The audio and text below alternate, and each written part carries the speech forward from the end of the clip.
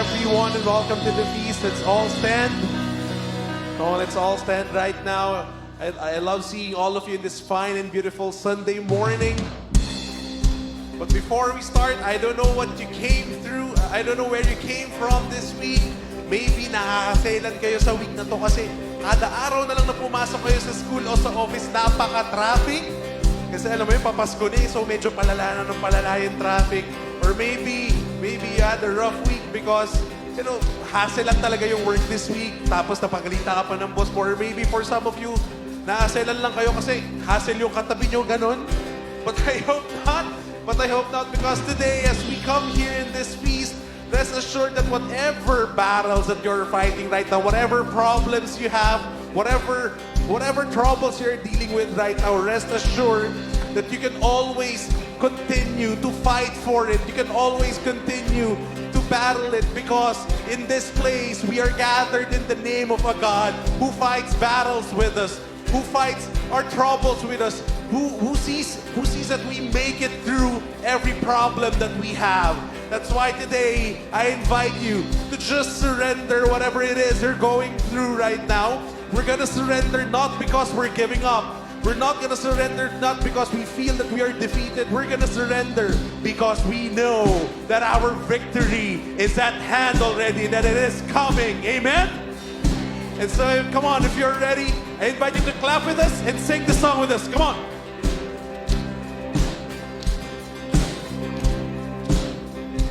Come on, all together as we sing.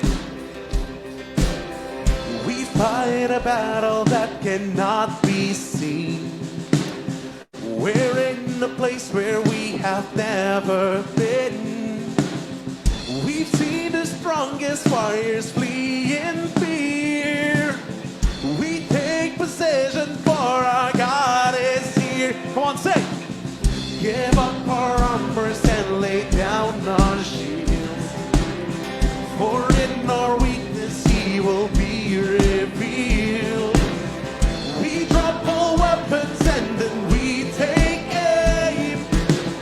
We press it forward in His name. Come on, say. We sing hallelujah. Our victory has come.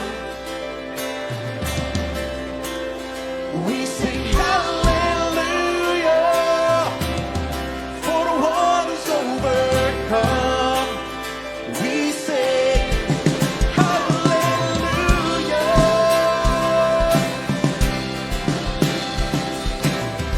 They bear their swords, we fight with slings and stones. Odds are against us, but what they don't know. We wrestle lions, we were rescued then. He made it happen, He will do it. Say, hallelujah. Our victory has come. Whoa, we sing hallelujah. For the one who's overcome. We say hallelujah. Come on, arms raised up high as we sing. Arms raised in surrender. Not for defeat, but victory. But victory. For this battle has been won now. We leave no room for the enemy. Come on, declare this one more time, all together. Arms raised in surrender. Woo! Not for defeat, but victory. But victory. For this battle has been won now. We leave no room for the enemy. Oh, they bear their swords, we fight with slings and stones. Odds are against us, but what they don't know. We wrestle lions, we were rescued then. Oh, He will do it again. So we sing hallelujah.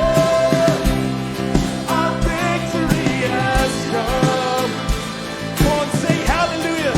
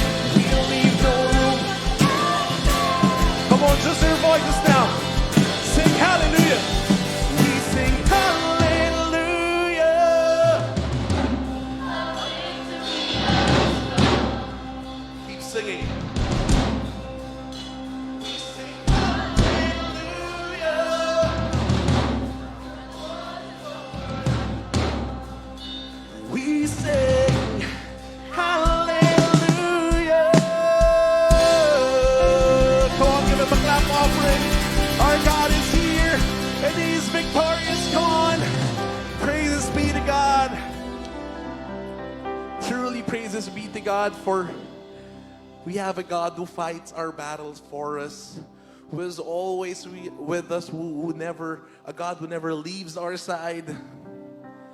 That's why today, as we come into prayer, as we give glory to His name, again, I would just like to invite you to surrender. Because today we are gathered in the name of a God who fights our battles for us, a God of a perfect timing, a God who is always with us. And maybe today you feel like time is running out on you. You feel like nothing's happening in your life. But let me tell you this, that our God is always on time. He's never late. He is always on time. When you feel that time is running out on you, remember that the God that we worship here today is the same God that raised the dead to life in 3 days, the same God that created this wonderful world that we live in 7 days. That's why let me tell you this, there's still time and God is always on time.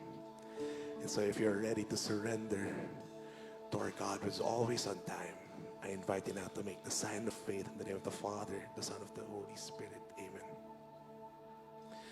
Father, we know that you're never late, that you're always on time. That's why today we're just ready to surrender and let our hair down right now in this place. Whatever it is that we're going through right now, take it away from us as we are ready to receive your blessings, your miracles, and your outpour of grace. We know that you're a good God. So we sing. You've named the stars in place. Every creature holds your name, your endless glory. There's no end to what you do. Burn away what's not from you. Every little God we sing to reveal your glory. Come and show what you can do. Open up heaven's door, we've seen you move, there's so much more. Let favor and your presence fall. Let your glory come, let your will be done. We are letting go of all that we desire. We make room for you, for what you want to do. Let every promise that you make leave us astounded in your ways. Let your glory come. Come on, sing. What you promised you will do. Though it takes time, we can trust you to write our story. Come and show us what you'll do. Open up heaven's door, we've seen you move to so much more. Let favor and your presence. Come on, sing, declare. Let your glory come, let your will be done. We're letting go of all that we desire. We make room for you, for what you want to do. Let every promise that you make leave us astounded in your ways. Let your glory come. Let your glory come. Oh.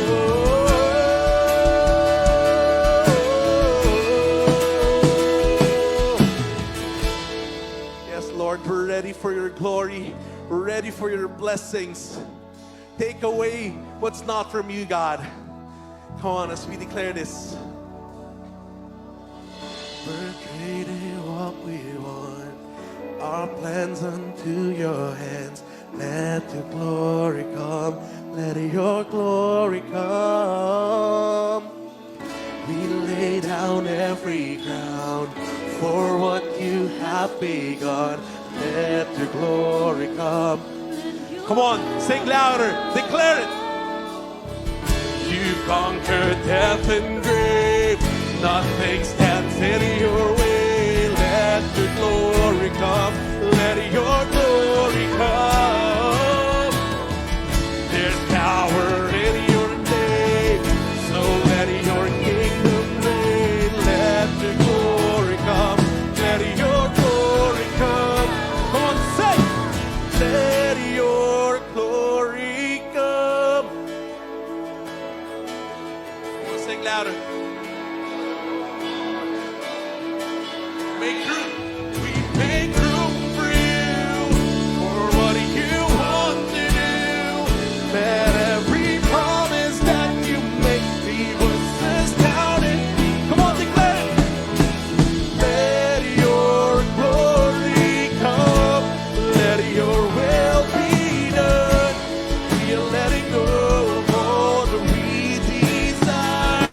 We make room for you, for what you want to do. Let every promise that you make be what's astounding in your ways. Let your glory come. Let your glory come.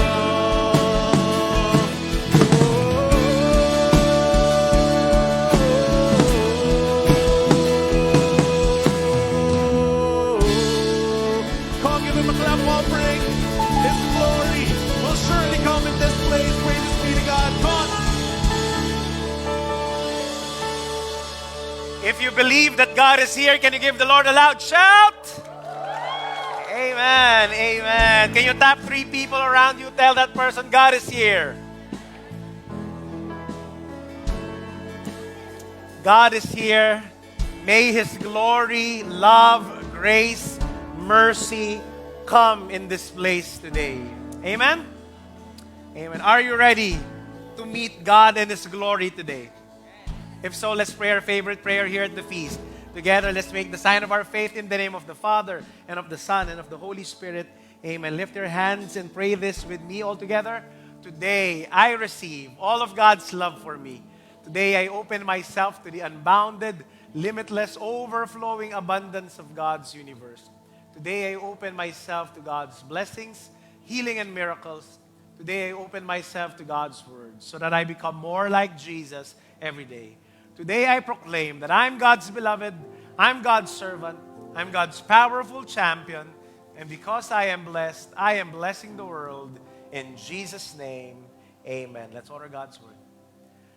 Thy word is a lamp unto my feet and a light unto my path. Brothers and sisters, we are still in our series entitled Plenty. Can you say plenty? How to live in God's radical generosity. Nasa talk 3 na po tayo, and our talk title for today, which happens to be our big message as well, is this. I want you to read with me all together. Stop taking, start receiving. Sabihin nyo nga, take. Let's start with take before we talk about receiving. Genesis 3 verse 6 says this, that Eve took of its fruit and ate.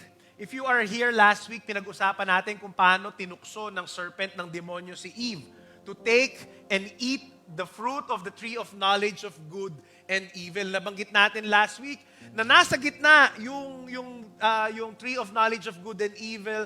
Tapos lahat pwede namang kainin except yung nandun sa gitna.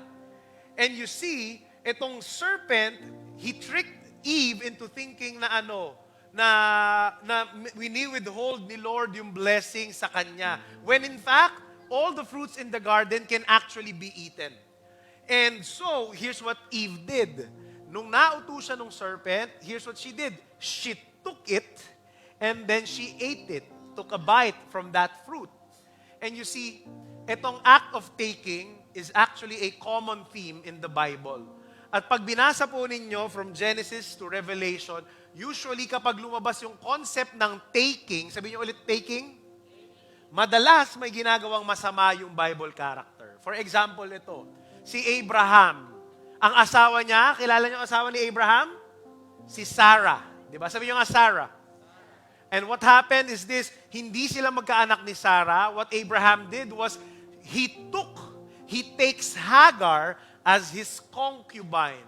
At alam niyo, nung kinuha niya si Hagar as his concubine, hindi siya nagtiwala sa Diyos. Anong nangyari? Nag-aanak siya kay Hagar. At yung descendants niya kay Hagar is actually today, sino sila? Yung mga Muslim brothers natin. Yung mga anak ni Sarah, mga anak ni Abraham kay Sarah, sila yung mga Hudyo at sila yung mga Kristiyano. Galing tayo sa bloodline ni Sarah. Bakit? Tingnan ninyo. Yung Christians, Muslims, nagkakagulo, lalo na sa Israel ngayon. Anong punot dulo? Because Abraham took Hagar. Meron siyang ginawang mali, hindi siya nagtiwala sa Diyos. Ano pa? Si King David. Si King David, nandun siya sa terrace niya. Habang nandun siya sa terrace niya, meron isang magandang babae na liligo doon. Asawa nung kanyang isa sa mga general. Ang pangalan niya si Bathsheba. David took Bathsheba. Alam niyo bakit Bathsheba ang pangalan? Because she was taking a bath nung nakita siya ni David. So nakita niyo, grabe ang ganda nun, ang sexy nun. She took Bathsheba and he fell into adultery. And you see, brothers and sisters, in Bible language, taking happens when you do not trust God and when you force your will instead. At alam nyo, when we take things, doon nagkakaroon ng problema. Sino sa inyo dito, nagkaroon kayo minsan ng kasama sa bahay na toddlers, maliliit na bata, 2 years old to 5 years old. Meron taas ang kamay? Siguro yung iba sa inyo ngayon, meron kayong ganyan. Ako po, isa po sa mga pagsubok na ibinigay sa akin ni Lord sa buhay ko, ay meron po akong 3 anak at yung 3 anak ko, puro lalaki na ubod ng kulit. So na-imagine nyo, sobrang gulo. Talagang parang warsak sa bahay namin palagi. Tapos, yung panganay ko, 6 years old ngayon, si Zion. Yung pangalawa, 3 years old, si Zaire. Yung bunso, 1 year old. So, konti lang yung pagitan nila. Alam nyo, kapag konti lang yung pagitan, usually, mas madalas nag-aaway yung magkakapatid. And last year, nung 5 years old si Zion, 2 years old si Zaire, yan yung kasagsagan ng pagiging selfish ng mga bata. Gusto nila kuha lang ng kuha. Kaya alam nyo, madalas sila mag-away. Bakit? Nag-aagawan. There was this one time last year, na alam nyo, silang lahat, yung mga anak ko, ang paborito nilang laruan, mahilig sila sa kutsi-kutsihan. Sa panila matututunan yun, kundi sa tatay nila na car dealer. So talagang mga laruan nila sa bahay, puro kutsi-kutsihan, ang daming kutsi-kutsihan sa bahay. But there was this one time, nag-aagawan sila doon sa isang kotse, Matchbox, Hot Wheels. At alam nyo, ang solusyon ng tatay, sabi ko sa kanila, wag na kayong mag-away. Pupunta tayo ngayon sa mall. Pupunta tayo sa toy store. Bibili ko kayo ng tigisang Matchbox. So excited yung dalawa. So tumahan sila, tumigil sa pag-aaway. Pagdating namin sa mall, punta kami sa toy store. Sabi ko sa kanila, Zion, Zaire, pumili kayo ng gusto ninyong Matchbox. Pili sila. Yung isa, pinili, red na sports car. Yung isa, gray na sports car. Akala ko, problem solved na. After 5 minutes, paglabas namin ng toy store, yung dalawa nag-aaway. Bakit? Kasi pinag-aagawan nila yung red na sports car. So ako talaga galit na galit. Di ba ikaw ang pumili niyan? Bakit mo inaagaw yun sa kapatid mo? Sabi niya, ang pangit pala itong nakuha ko. Mas gusto ko yun. Sa kapatid ko, gusto ko yung red na sports car. Yung tatay nila, mayaman. Ang solusyon ng mga mayayaman ng mga tatay, bumalik ako sa toy store. Ginawa nung tatay, mayabang eh. Bumili ng isa pa ulit na red sports car. Parehas na parehas. Ganon. Binigay ko sa kanila. Tumahimik. After 5 minutes, nag-aaway na naman. Anong pinag-aawayan? Yung gray na sports car. Alam nyo, talaga para kaming mga baliw dun sa mall. Iyak ito. Maya-maya, isa naman iyak. Mamaya, iyak. Ganyan. Maya-maya na halos mabaliw na ako. Maya-maya ako na yung naglulupa sa'yo, umiiyak dun sa mall. Bakit? Nakakabaliw eh. Bakit? It was there all along. Hindi naman nila kailangan makipag-agawan. In fact, sa bahay, ang dami-dami nilang kutsi-kutsihan. Pero anong problema? Ganun ang toddlers. Kapag may hawak na pagkain, candy, laruan yung isa, maya-maya darating yung isa para kunin at agawin. Wala pa sila masyadong concept ng sharing. Maya-maya away, maya-maya iyakan. And you see, brothers and sisters, this is a picture when we take something from other people. This is what taking means. Ano ang taking? Listen to this. Taking means grabbing, forcing yourself, elbowing your way through the crowd, pushing and stepping on others just to get what you want. Ito ang nakakalungkot. Tanong nyo sa akin ano? Pambata lang yung problema na yon. Pero marami sa atin, 15, 20, 30 years old, 40 years old, minsan 60 years old na. But many adults still act like toddlers. We fight for money and material possessions. Ito tamang-tama, magpapasko na naman, magpa-family reunion na naman. Imbis na ang saya-saya ng Christmas reunion, anong favorite na laro natin pagka Pasko? Agawan ng lupa. Makikipag-away kayo sa mga kapamilya nyo, sa mga in-laws ninyo. Bakit? Agawan sa ari-arian. Sa opisina, ito, we fight for recognition. Agawan ng credit sa office. Nagtatampo ka, bakit? Kasi nanalo na nga sa Christmas party yung dance number ng department ninyo. Pero nagtatampo ka, bakit? Kasi hindi ikaw nabigyan ng credit, pero ikaw ang nagplano ng choreography nun. Nakikipag-agawan ka sa recognition ng credit. We fight for love. Minsan, di ba? Agawan ng jowa. Agawan ng asawa. Di ba? Bakit ka nakikipag-agawan? Taas ang kamay ng mga single dito. Sumigaw ng yuhu! Eh, nakakalungkot eh. Sobrang daming single. Tapos nag-aagawan kayo dun sa mukhang palaka na yun. Bakit?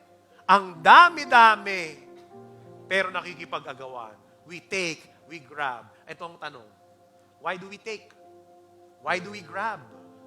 Alam nyo, itong sagot. More than anger, we take because of fear. We come from this terror that there is a shortage of blessings, na para baga mauubusan ka, that if I don't become ruthless, and I don't become rude, and if I don't force my way in, I won't have enough, mauubusan ako. But let me tell you this, brothers and sisters, in God's economy, there's no supply problem. Maraming provisions, maraming blessing. Our problem is we like to take and grab and force our way to get what we want. Kaya nagkakaroon ng problema sa buhay. Instead of trusting God and being contented with what He has already given us. Kapatid, again, the blessings are already there. There's no need to take it and grab it from someone else. What do you need to do? Ask me what? Ganito. You just need to open your palms and be ready to receive it. Stop taking and start receiving. Are you ready to receive what God has in store for you today? Let's pray. In the name of the Father, and of the Son, and of the Holy Spirit. Amen. Put your hands over your chest. Repeat this prayer after me. Father in heaven, heal us from selfishness and greed. But most of all, heal my mind, heal my heart from my fear of not having enough. I know that in you, there's an endless supply of goodness, blessings, love, and grace. This I pray in Jesus' name. Amen. Thy word is a lamp unto my feet and a light unto my path. Give the Lord a big hand, praise His name. As you sit down, tell the person beside you, stop taking, start receiving.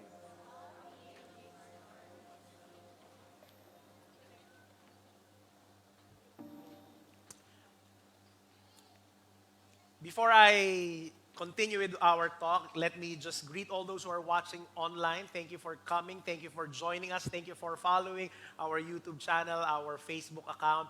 We pray that this message will bless you. And we also pray that you get to come here live, in person, dito sa SM Bikutan Cinema 4 so that you can experience the love of God here at Feast Bikutan. Ayan. By the way, if you are watching online and if you are also here, are you being blessed here by the feast? Are you being blessed by the message of the Lord? Meron lang akong assignment para sa atin. If you have data right now, or if you are watching right now, malamang may data ka if you're watching right now, can I just ask you to click the share button?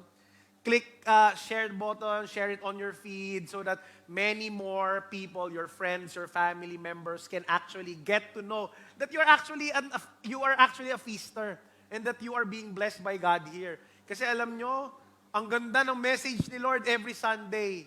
Minsan pagka iniisip natin, sana hindi lang ako yung nakakatanggap. Meron din iba.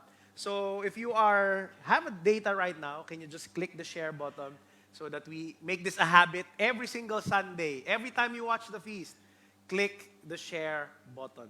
Amen? Amen. Stop taking, start receiving. Brother, ano bang kaibahan ng taking tsaka receiving? Parehas ka lang namang nag-a-acquire. Merong nadadagdag sa'yo. Hindi ba pareho lang yon? Let me tell you this, hindi po. Pag tinranslate niyo sa Tagalog, magkaiba yung kinuha sa tinanggap. Bakit? Saan ang kaibahan? Ang kaibahan kung saan nag-uumpisa. Taking, grabbing, starts with you. With your initiative. Ikaw ang nangunang kumuha. But receiving starts outside of you. It starts with God. And you see, brothers and sisters, in the biblical author's perspective, they define taking as this. Taking is grabbing what you want according to your definition of good and bad apart from God. Ewan ko, siguro, napapansin nyo ito. Sino sa inyo dito nagmamaneho ng sasakyan, kotse, motor, e-bike, kung ano man, di ba? Taas ang kamay, di ba? Pag nandito ka sa Maynila, naku lalo na dun sa bandang Osmeña o kaya sa Rojas Boulevard, talamak na pag dumating ka sa stoplight, merong 3 klaseng tao ang pwedeng lumapit sa'yo. Number 1, ito, yung nakakainis na sapilitang car wash boy. Kilala niyo yun? Hindi ka pa lumalapit, meron siyang dalang parang container na tapos may sabon. Pagka sasaboy doon sa windshield mo. Tapos yung pagsaboy niya ng sabon, hindi mo alam saan galing yung tubig, parang galing pa sa imbornal. Di ba? So ikaw, bagong car wash, ikaw parang, wag! Di ba? Parang sayang. Minsan, ako talaga, pag bagong car wash, bago pa lang lumapit, nilalabas ko na yung 5 piso eh. Di ba? Para talagang, okay, wag mo nang lagyan, pero bibigyan kita. Di ba? These people, they do that so that they can take something from you. Pangalawang klaseng tao, lumalapit sa stoplight, are yung mga pulube. Pupunta sila doon, minsan, meron pa silang bit-bit na baby, tapos manghihingi sa iyo. But the third type of person, kapag ka nasa stoplight ka, ay yung mga street vendor. Di ba? Bebentahan ka, tubig, kropek, mani, candy, chichirya, di ba? Ang tanong ko sa inyo ito, sa 3 yon, sino ang pinakamasarap tulungan at suportahan? 1, 2, or 3? 3. Di ba? Next question, sa 3 yon, sino sa tingin nyo ang mas may malaking tsansa na magtagumpay at bumuti ang buhay? 1, 2, or 3? 3. You see, brothers and sisters, minsan ganun tayo sa buhay. We want to control and manipulate and force others so that we can take something. But sometimes, we think that God's blessings ay para kang tatanggap ka lang na parang si Juan Tamad. Na hihintay ka, Lord, pahingi, padalan mo ko ng biyaya. But there's the third type. Yun yung snack vendor na ano, you are going to put in the work and then you surrender to the Lord. You give your best. Tapos Lord, bahala ka na. That's what I mean when we say receive. Because receiving does not mean na maghihintay ka lang sa biyaya galing kay Lord na parang si Juan Tamad. No, no, no, no. Receiving is not passive. Receiving is not being lazy. Receiving is this. Let me define this with you. Receiving is working with God and surrendering the results to Him. Trusting that in the end, He will give you what you need. Bibigay mo yung best mo. Pero at the end of the day, Lord, bahala ka. And because of your deep trust in the Lord, hindi ka nagmamadali. Tingnan mo nga yung katabi mo, mukha bang nagmamadali yan? Kasi kung meron kang tiwala kay Lord, alam nyo, in receiving, you remain faithful, you remain patient, you remain relaxed. Why? Because you know your blessing is coming. Siguhin mo yung katabi mo, sabihin mo sa kanya, your blessing is coming. Type in the comment section, your blessing is coming. At ito po ang nangyari sa main character sa storya na babasahin natin ngayong araw na ito. Ang pangalan ng main character, si Abram. Sabi nga Abram. Let's read the story of Abram and Lot. And sabi dito, Genesis 13:5-7, it says here, Lot, who was traveling with Abram, sabi nga Lot, hindi ito yung collab team ni Monching, ha? Yan, kung kilala niyo yun, matanda na kayo, ibig sabihin. Si Lot and friends. Yan. Si Lot, who was traveling with Abram, had also become very wealthy. Sabi niyo nga, had also become very wealthy with flocks and sheep and goats, herds of cattle, and many tents. But the land could not support both Abram and Lot. Sabi niyo nga, could not support. With all their flocks and herds living so close together. So disputes broke out between the herdsmen of Abram and Lot. You see, background, si Lord, He called Abram to leave his country, dadalhin siya ni Lord to the land of Canaan. Ito naman si Abraham, hindi siya maramot. Ayaw niya yung pamilya lang mabless. Anong ginawa niya? Sinama niya yung mga kamag-anak niyang iba. Isinama niya si Lot. Sino si Lot? Si Lot was Abraham's nephew, pamangkin niya. Sinama niya dun sa journey niya from their house, from their home, from their land, papunta sa land of Canaan. And you see, here's what happened. When they reached there, itong maganda, naisama ni Abraham, nabitbit niya, paangat, pataas itong si Lot. Kaya nagtagumpay, yumaman. However, nung pareha silang yumaman, dumating yung punto sa buhay nila na sobrang yaman nila, ang dami nilang tupa, ang dami nilang mga hayop, kulang na yung lupain sa land of Canaan para sa kanila. So anong nangyari? Nagkaroon ng inisan at away between Abram and Lot's people. Bakit nag-aagawan sila? Ang konti lang nung space ng land. Tapos ang dami nila masyadong hayop. And you see, brothers and sisters, here's what happens when we have conflict. Alam niyo bakit nagkakaroon ng conflict? Ito ang formula ng conflict. Scarcity plus fear. Kapag may kakulangan at mayroong takot. Ito pong formula na ito is the origin of most fights. Naalala nyo, 2 weeks ago, ano sinabi natin? When something is scarce, it's easier to become selfish. Mas madaling maging maramot. Bakit? Kasi natatakot ka na mawalan ka. So hindi ka na lang mag-share. Makikipag-away ka. You are going to take and you are going to grab from each other. At itong masama, pag pinagsama mo yung scarcity, kakaunti na lang, at fear, away, at gulo ang aabutin natin. Sino nakaalala sa inyo noong March 2020? Anong nangyari noon? Sino nakaalala? Naalala nyo ba? Kinalimutan nyo na ata. Nung mag-lockdown, start ng pandemic, anong sabi? Magla-lockdown. Ay, grabe talaga. Last few days, pagpunta mo sa grocery, sobrang daming tao, pero ubus lahat ng grocery shelves. Tama? Nagkakaubusan ng alcohol, nagkakaubusan ng mask, nagkakaubusan ng groceries. And in fact, sobrang dami yung iba kinuha mong alcohol, mask. Hanggang ngayon, yung iba kong kakilala, hindi pa rin nila uubos yung alcohol na binili na noon. Grabe, hanggang ngayon, pinapaligo na nila alcohol nila. Hindi pa rin ubos yung alcohol. Bakit? Ano nangyari? Kasi takot mawalan. Kaya anong nangyari? Tingnan nyo. Sinamantala ng iba yung scarcity at fear ng tao. Di ba yung ibang mga negosyante, yung iba nag-hoard, bumili ng maraming alcohol, bibili ng maraming mask, tapos tinaasan ng presyo. Tayo namang mga uto-uto at takot. Bili naman tayo. Let me tell you this. Salespeople pounce on our scarcity and fear.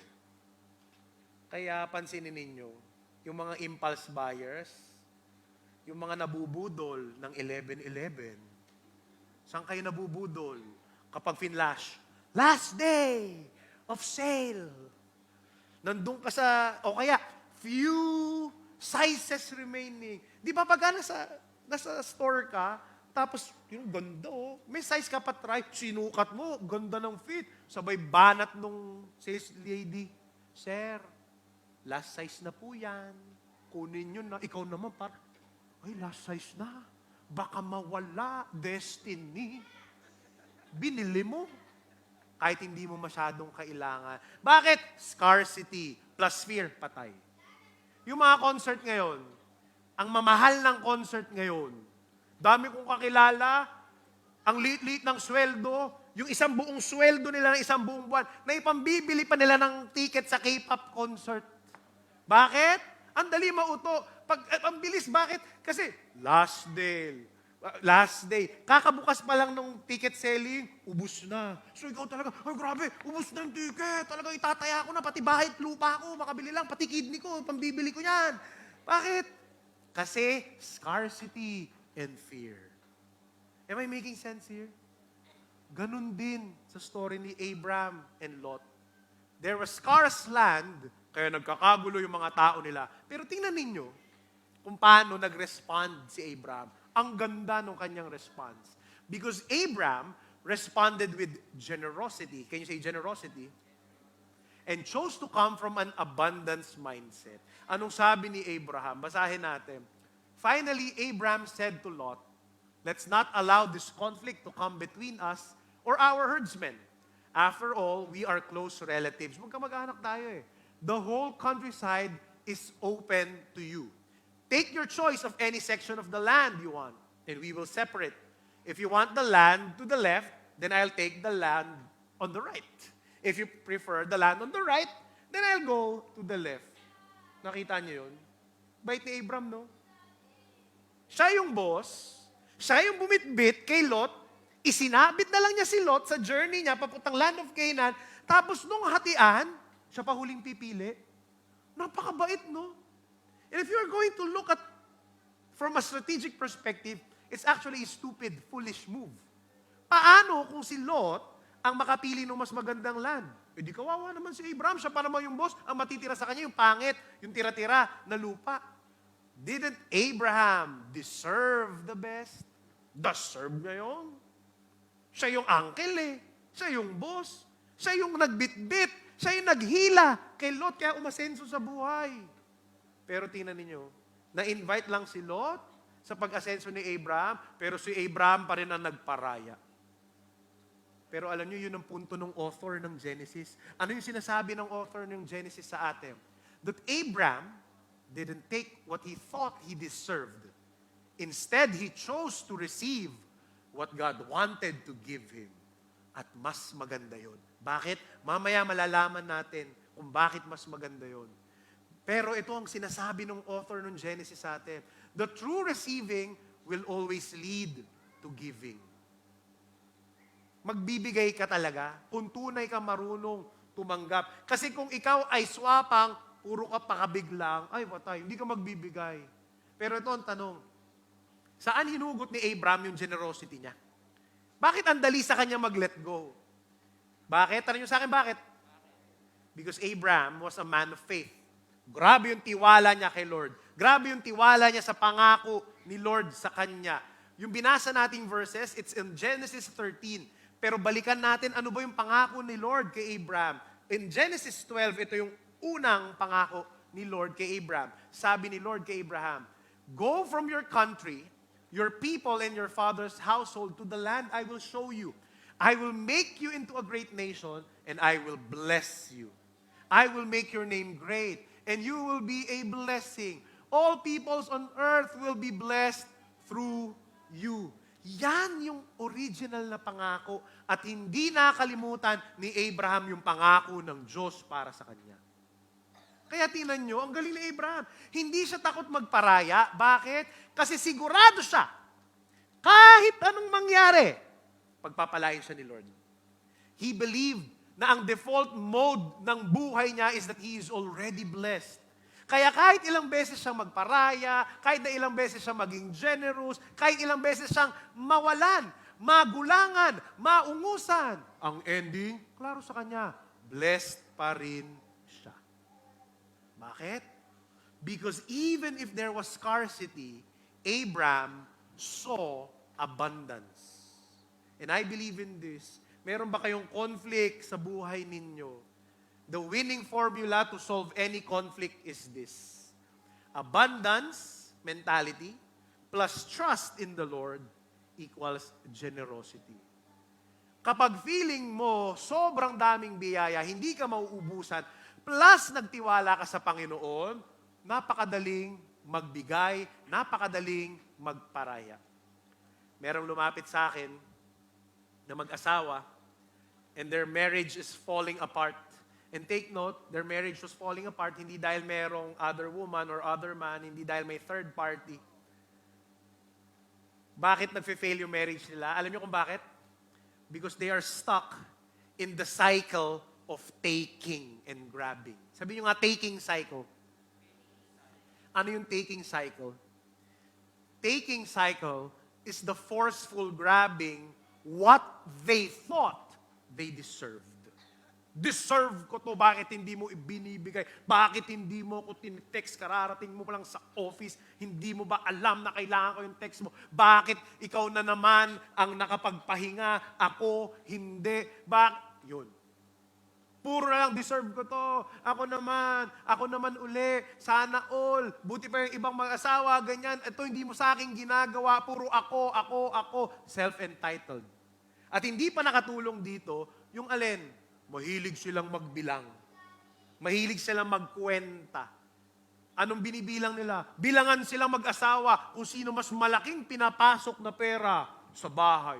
Bilangan sila kung sino ang mas pagod at sino ang mas deserving magpahinga. Bilangan sila kung sino ang mas nagtitiis at mas nagbibigay.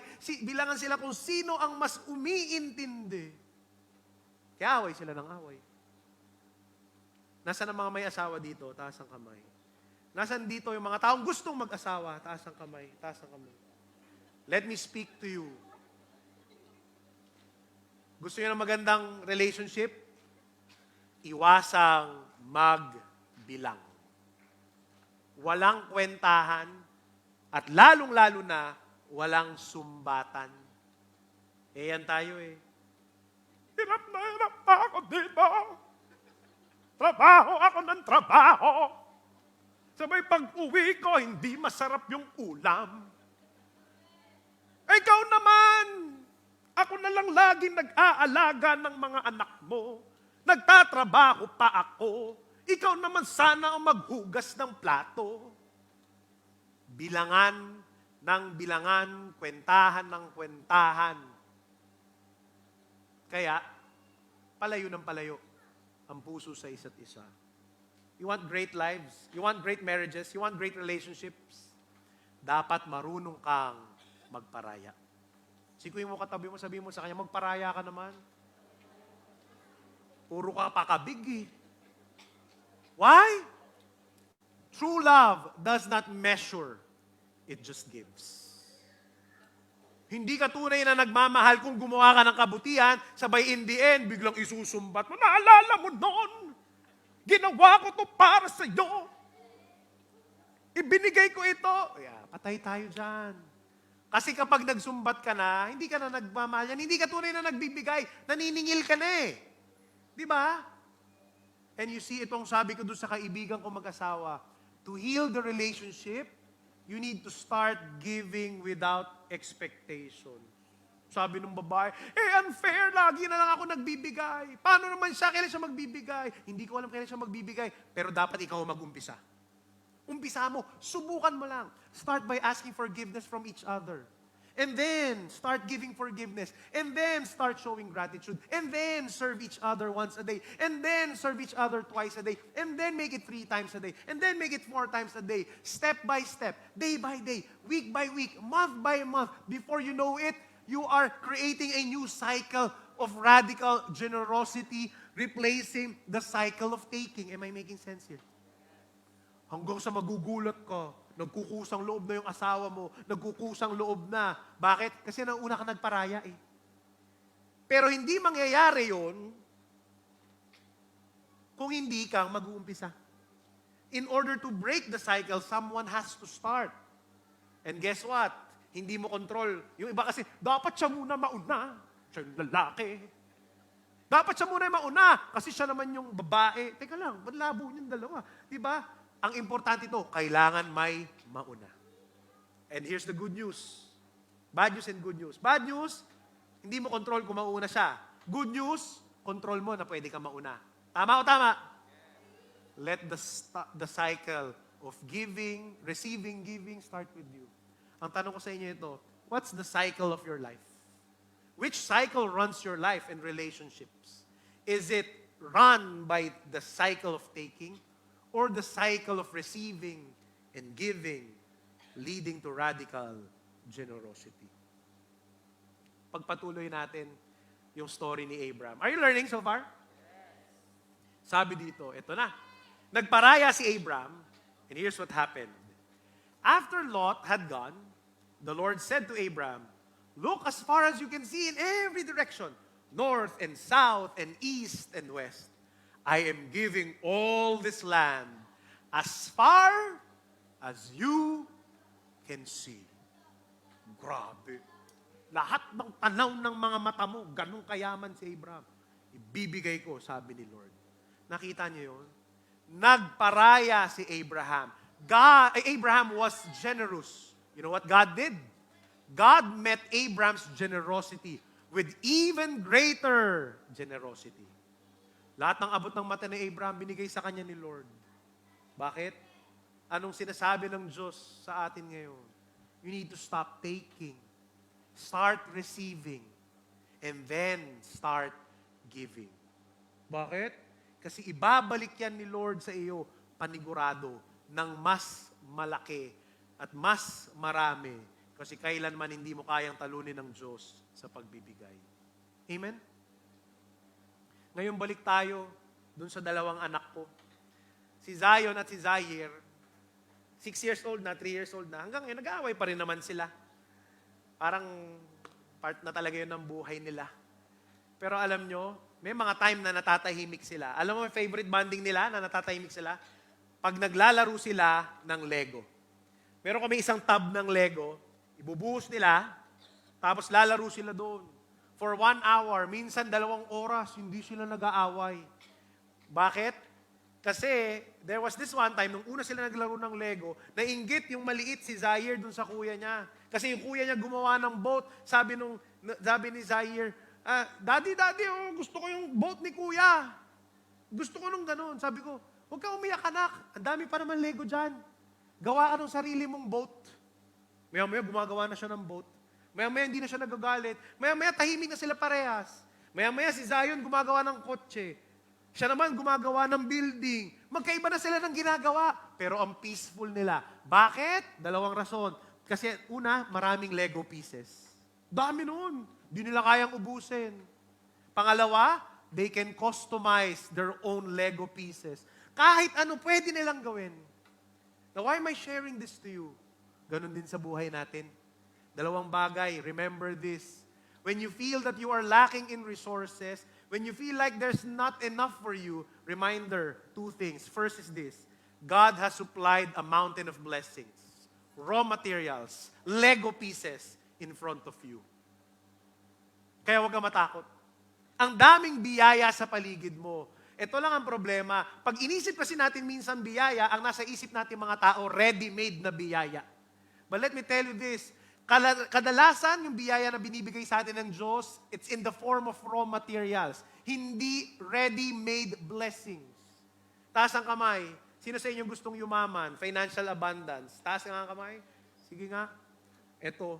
minsan, akala natin ang financial abundance na pinagpe-pray natin kay Lord, darating na paano, yung bigla na lang one day, biglang boom, meron babagsak na isang treasure chest sa harap mo. May laman na 100 million. O kaya, feeling natin, darating yung financial abundance ni Lord through the form of lotto ticket. Andun yung jackpot winning number. At mananalo ka sa lotto. Hindi po ganun ang Diyos. Kasi yung biyaya, yung financial abundance, it's already there. How? In the form of raw materials. Binigyan ka ni Lord ng skills. Binigyan ka ni Lord ng resources. Binigyan ka ni Lord ng opportunities, ng experience in the past. Binigyan ka ng mga tao na pwedeng tumulong sa iyo. Ang tanong ito, nakikita mo ba yun? Pangalawang tanong, ginagamit mo ba yun? Or are you just there? Lord, nasa na yung financial abundance? Am I making sense here? Health and fitness. Sino sa inyo gusto ng healthy and fit body? Taas ang kamay. Alam niyo si Lord, maniwala kayo sa akin, ilang taong ko nang pinagdarasal yan, na pumayat ako at magka-six-pack ako. Sobrang taimtim ko magdasal. Hanggang ngayon, isang buo pa rin yung ab ko. Bakit? Kasi hindi ibibigay ni Lord yung six-pack at magandang results ng blood chem mo, na biglang bababa yung blood sugar mo, na bababa yung cholesterol level mo, agad-agad. No. Pero ito ang good news. Tanong sa akin Si Lord binigay niya lahat ng masustansyang pagkain na pwede mong bilhin. Nasaan? Sa palengke. Punta ka doon. Eat whole foods. Workout? Mahal yung workout, brother. Ay, ang daming libre. Biniless tayo ni Lord ng YouTube. Punta ka sa YouTube, ang daming free workout doon. Bodyweight exercise. At ito pinakasulit sa lahat, lakad. Walang bayad maglakad. Lumakad ka. Anong gawin mo? Imbis na mag-elevator ka, escalator ka, lumakad ka. Bakit? It will make you healthier. What's my point? Every blessing that you need is within your reach. Raw materials nga lang.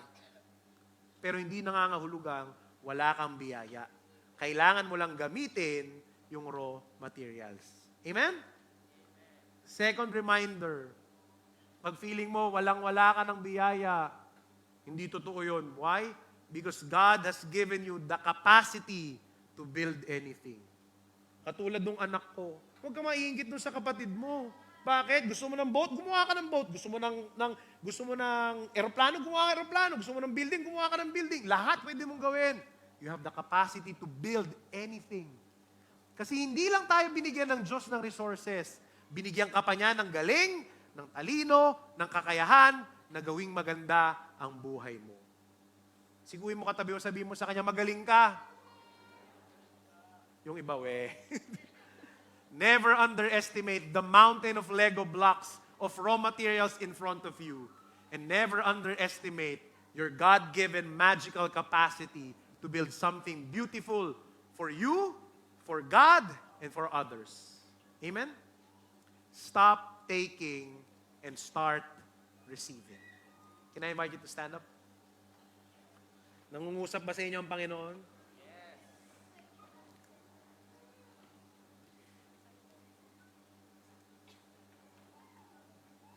Sino sa inyo, taas ang kamay, who among you here wants to receive what God has in store for you?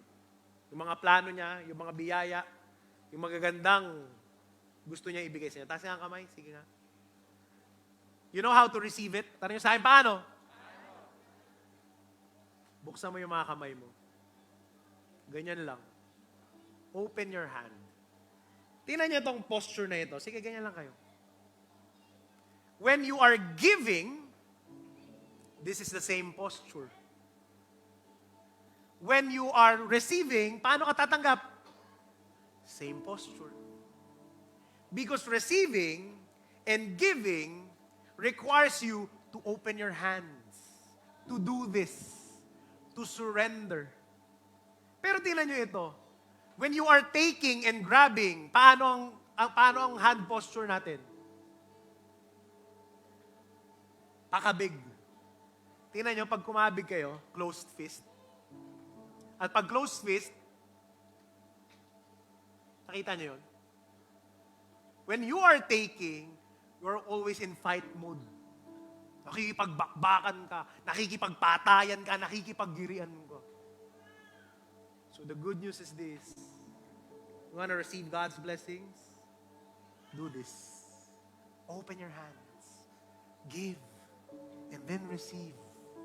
Because that's how God's glory, that's how God's blessings, graces, and love will come. Let me share to you one last story before we end. Taas ang kamay, hindi po to sponsored ng Dunkin' Donut. Sino sa inyo dito mahilig sa Dunkin' Donut? Taas ang kamay. Pero Dunkin' Donut, baka naman, di ba? Yung sponsorship, donate mo na lang sa feast. Sino sa inyo dito, sa mahilig sa Dunkin' Donut, sino sa inyo dito, you are Choco Butternut fans? Taas ang kamay. Yung mga Choco Butternut fans, mahiingay talaga yan eh. Di ba? Sino naman ang Boston Cream fans? Kaya kita mo, tahimik lang talaga kaming mga Boston Cream fans. Ako po, Boston Cream fan ako talaga. Yan dalawang yan ang pinakamabenta sa Dunkin' Donut. And there was this one time, after the feast, dito po sa, di ba may Dunkin' Donut dyan pagbaba ng escalator. Bumili ako, 3 kami nasa pila. Ako yung una, may babae sa likod ko, tapos sa likod ng babae ko, merong magjowa, mag-boyfriend. Tapos, alam niyo po, ako po, hindi naman po sa matakaw ako, pero kaya ko pong umubos ng 1 dosenang Boston Cream. Okay, fine, ginajudge nyo na ako. Pero, yun po yung totoo. For health reasons, ngayon hindi ko na siya masyadong ginagawa, pero sinasabi ko, kaya ko. So, ang ginagawa ko, di ba meron silang bundle, 2 dosena, minsan mas mura. So, ang ginagawa ko, pag bumibili ako, usually 1 dosena, basta maraming Boston Cream, tapos yung isa, assorted. And so, during that time, yun yung plano ko, bibili ng Boston Cream. Kaso pagdating ko doon, nakita ko doon sa estante, 6 na lang yung Boston Cream. So, ako talaga parang, ay, 6 na lang. Sayang naman. Tapos, eto ang plano ko, sabi ko, kukunin ko na yung 6. However, bago ko sabihin yung order ko, narinig ko yung magjowa sa likuran. Sabi ng babae dun sa lalaki, uy, love, uy, may 6 pa na Boston Cream, oh. So, alam mo yun, ang ganda ng plano ko eh. Di ba? Tapos parang binubulungan ka ng konsensya mo dun. Wag mong kunin lahat.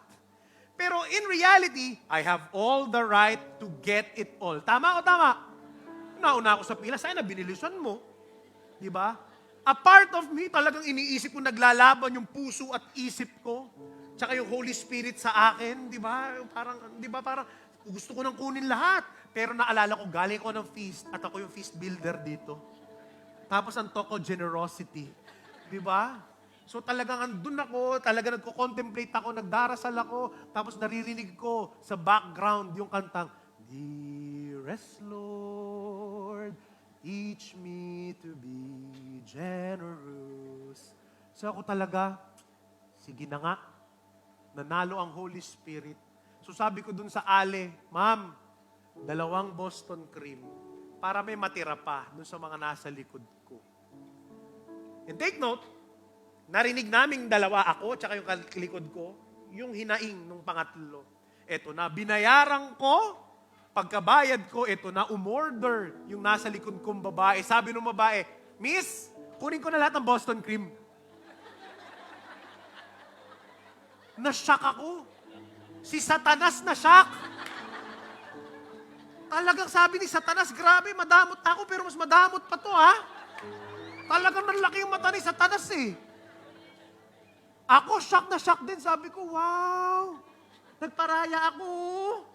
Sana ikaw din. Narinig mo naman, hindi ka naman bingi, di ba? Narinig mo. Pero alam nyo, talagang walang pakialam yung Ali. Binayaran, umalis. Pag alis, siguro kaya niya binilisan kasi nagigilty siya eh. Pero wala siyang pakialam. Pero alam nyo, pagkasabi niya nung kukunin ko lahat, yung mukha nung magjowa, kita ko yung lungkot sa mga mukha nila eh. Yung talagang parang durog yung puso nila. Eto na, andun ako. Nung o-order na yung magjowa, ako shock pa rin talaga ako eh. Talagang hindi ko makapaniwala sa kadamutan nun eh. Maya-maya, lumabas yung isang crew ng Dunkin' Donuts galing dun sa kwarto. Merong dalang isang tray, punong-puno ng Boston Cream. Alam nyo, nung lumabas, grabe yung ngiti nung magjowa. Talaga, halos mayak na! Kala mo, nag-propose yung boyfriend eh.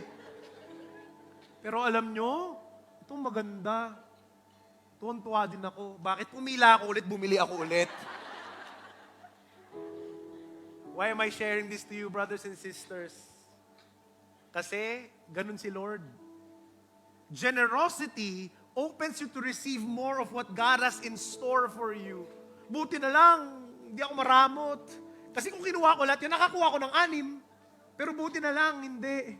Kasi otherwise, hindi ko makikita na pwede pa pala ako order na mas marami. You see, brothers and sisters, that's what God wants from us. To receive instead of to take. And kanina pinag-usapan natin yung generosity ni Abraham kay Lot. Pero alam nyo, walang-wala yun. At lalong-lalong wala yung ginawa kong pagbibigay at pagpaparaya sa mga donut. Kasi napakaliit na bagay lang noon kumpara saan. Tanong sa akin, saan? Sa ginawa ni Jesus sa krus. Alam nyo si Lord, He was there in heaven. He was not afraid to give up His divine glory for a human body. Si Lord, He was sitting in His heavenly home for a car, and He relinquished it for a carpenter's bahay kubo. Ang liit ng bahay niya dito sa mundong ito. Si Lord, He was sitting gloriously on His throne, and He exchanged that for a smelly manger, punong-puno ng ipot ng mga hayop, dun siya pinanganak. And here's the kicker. God was not even afraid to give up His life for you. 2 Corinthians 8 verse 9 says, "For you know the grace of our Lord Jesus Christ, that though He was rich, yet for your sake He became poor, so that you, through His poverty, might become rich." That is the kind of God that we worship, brothers and sisters, every single Sunday here at the feast. Jesus was not afraid to give up everything for you. Why? Tanong niyo sa akin, bakit? Because Jesus knew He had plenty. Jesus knew He had more than enough. Jesus knew that He won't run out. Jesus knew that His life was not limited by the grave. Because by the resurrection power of the Father, even His death, even His nothingness, God the Father can raise Him back to life. And so today, brothers and sisters, before we worship our God, I want you to go before His cross. And I invite you to worship Him. Because at its core, worship is not giving something to God. Worship is not just singing songs or praying prayers or offering something to Him. No, that's not worship. It's not us giving to the Lord. At its core, pag tinignan nyo maigi, at its core, worship starts with receiving.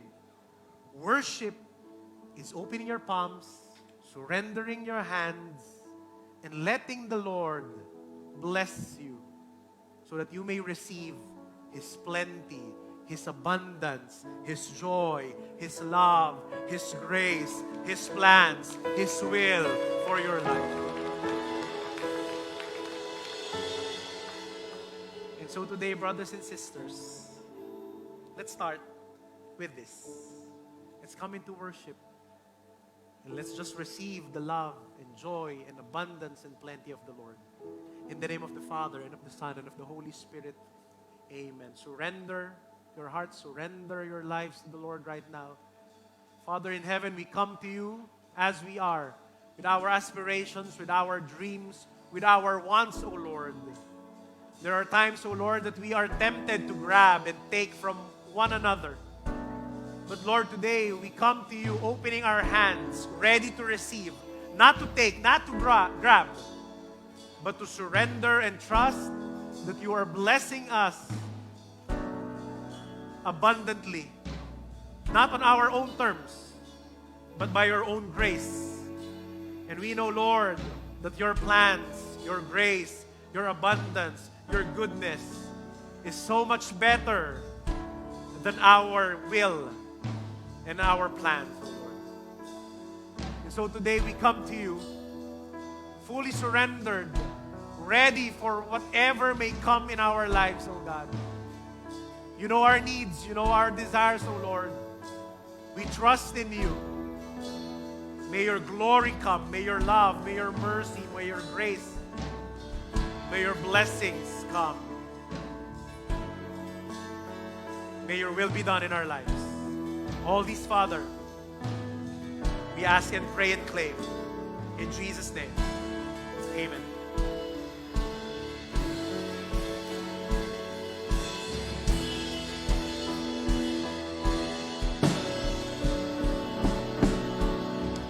We're trading what we want, our plans unto your hands. Let your glory come, let your glory come. We lay down every crown for what you have begun. Let your glory come, let your glory come. Come on, sing louder, declare this. You conquered death and grave, nothing stands in your way. Let your glory come, let your glory come. There's power in your name, so let your kingdom reign. Let your glory come, let your glory come. Let your glory come, let your will be done. We are letting go of all that we desire. We make room for you, for what you want to do. Let every promise that you make be was astounding. Come on, declare it one more time. Let your glory come, let your will be done. We are letting go of all that we desire. We make room for you, for what you want to do. Let every promise that you make me was astounded in your ways. Let your glory come. Let your glory come.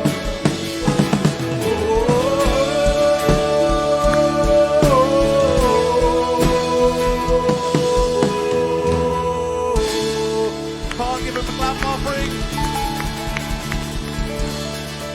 Yes, Lord. Let your glory come in our lives. Let your blessings, let your abundance, let your plenty, let your love come into our lives. We are surrendering everything. Not our will, but yours be done, O Jesus. This we pray and claim. In Jesus' name, amen. Amen. Let's give the Lord a big hand. Praise His name. Glorify your name, O God. We thank you, Jesus. Amen. Yakapin mo nga yung katabi mo. Sabihin mo sa katabi mo, start receiving. Di kailangan makipag-agawan. Buksan lang mga kamay at hayaang pagpalain ka ng Diyos. Amen? Amen. Were you blessed today, brothers and sisters? Palakpakan natin ang Panginoon. Salamat sa Diyos for your message today. Can I invite you to please be seated for a while as we prepare for our giving? Ito na po, when we give, ito po ang concrete application ng talk natin. Kapag tayo po ay nagbibigay, we are concretely declaring, Lord, nagtitiwala kami sa iyo that you are an abundant and a God of plenty. Amen? Now, I encourage you to write your names on it, on your love offering envelopes. If you want to give in cash or check, you can do so. Put it inside. Write your names. Write your Thanksgiving prayers. Also, write your prayer petitions kasi pinagdarasal po yan ng intercessory ministry natin. Those who would like to give online, especially or those who are watching on the screens right now, you can also give through our bank accounts, PayMaya, GCash. All the details are on the giving link. At sa mga nandito, you can give through the QR code kung wala po kayong cash or if you prefer to give online. So, ayun po. Maraming salamat po and we get to do what we get to do. We are able to survive. We are able to bless many people. Bakit? Tanong sa akin, bakit? Kasi nagtitiwala kayo sa kabutihan ng Diyos sa buhay ninyo dahil at yan ay napapakita ninyo whenever we are giving to the Lord. Amen? So give yourselves a big hand. Salamat po sa inyo for your generosity. Hahayaan ko na lang si Lord ang magbalik sa inyo ng kabutihan ninyo. Amen? Amen. While you are preparing for your giving, let me give you some announcements. First and foremost, taas po ang kamay ng lahat ng first-timers ngayon. First time yung mag-attend. Taas ang kamay. Meron ba first time mag-attend? Taas po ang kamay. Ayan, palakpakan natin sila. Welcome to the feast. Salamat po for coming. We would like to welcome you formally. We also would like to give you a simple welcome gift. Please go over to the side after the final song. And another thing, sa mga gusto pong magpadasal, magpa-pray over, please go over to this side. We have pray over ministers who can listen to you and who can pray for you as well. Amen? Another announcement is this. Ang Feast Conference 2023 next week na po. This coming Friday to Sunday, November 24 to 26, entitled New Promise. If you haven't bought your tickets, you can buy your tickets at feastconference.com. Ticket prices are at 2,200 pesos for the regular ticket. Premium ticket is at 3,700. Youth ticket starts at 500. And if you would like to watch online, you can get it at 1,250 pesos.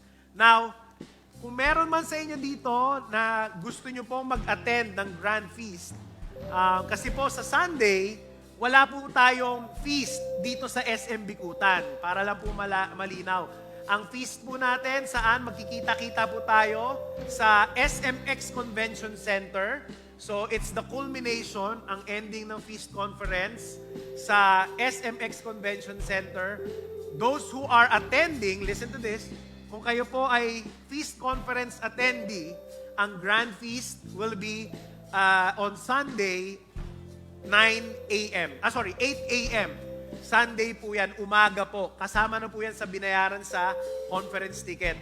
But if you are not attending the Feast Conference, you can still join the Grand Feast sa hapon. 3 o'clock ng hapon hanggang 6 ng gabi. So kung wala tayo dito at hindi kayo attend ng Feast Conference, dun tayo sana magkita sa hapon. Again, SMX Convention Center, the ticket is 300 pesos only. If you want to join, and I highly encourage you to join, you can get your tickets at Feast at SM Tickets. Diyan po, sa ticket booth ng cinema. Swerte natin, taga-SM tayo. So, ang feast natin. So, pwede kayong bumili ng ticket dyan, 300 pesos. Or you can get it online at smtickets.com/event/view. Look for Feast Conference. So, ayun lamang po. I hope to see you next week. Again, nasan tayo next week? Meron ba dito? Wala. Nandun tayo sa Feast Conference, SMX Convention Center. But we will be back on December 3 dito sa SM Bikutan. Amen? Can I invite you to stand up? Let's offer our gifts to the Lord. Let us raise our envelopes. Let me pray for our giving Father in heaven. We praise and we thank you for your continuous generosity. We trust in your goodness. We trust in your way and timing of blessing us, O Lord. And Lord, we pray that you use this gift so that more people will come to know you more. So that your kingdom will be built here on earth through the feast, O Lord.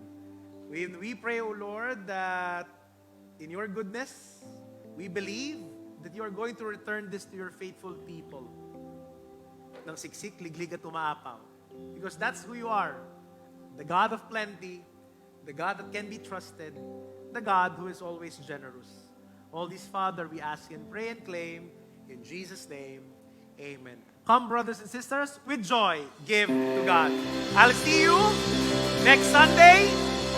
And next Sunday, don't forget to go to Sunday Mass. God bless you. Have a great weekend. Bye.